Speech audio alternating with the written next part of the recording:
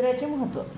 अविरत चिंतनातून आणि दृढतेने ध्यानधारणा करून ऋषी आणि योग्यांनी अनंत शोध लावले. ते कुंडलिनी शक्तीला जागृत करून सामर्थ्य प्राप्त करू शकले आणि त्यांनी अलौकिक शक्ती सामर्थ्य मिळवले. त्यांनी दिव्य दृष्टी, दिव्य नाद आणि दिव्य ध्यान प्राप्त केले. दिव्य नादाच्या साहाय्याने संस्कृत भाषेचे 33 मुळाक्षरे तयार केली आणि त्या योगे शरीरातील कंपने जाणून घेतले. त्यानुसार त्यांनी शारीरिक, मानसिक आणि आध्यात्मिक स्वास्थ्य चांगले राहण्यासाठी मंत्र आणि मुद्रा निर्माण केल्या. निसर्ग त्यांच्या प्रयोगशाळा होत्या.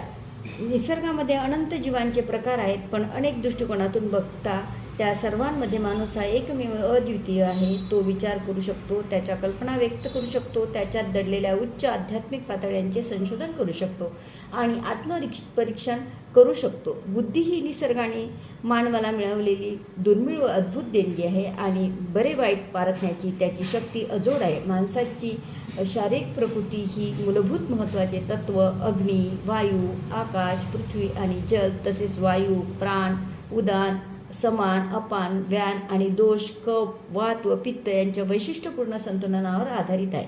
मनुष्य हा काही फक्त मन आणि शरीर नाही, तर त्याला भावना आणि आकांक्षाही आहेत. म्हणून ऋषी आणि योग्यांनी धर्माची रचना केली. धर्म हा नैतिक नियमांचा एक संच आहे, जो उत्क्रांतीचा विकास अगदी बखूबीने पूर्ण करेल. धर्माच्या निष्ठेसाठी मदतनीस म्हणून त्यांनी मुद्रा आणि मंत्राचा खालील गोष्टीवर बरोबर जोडला. पूजा, पहाटेच्या आणि संध्याकाळची संध्यावंदना करणे, जप, देवाच्या नावाचे पुनरुच्चारण.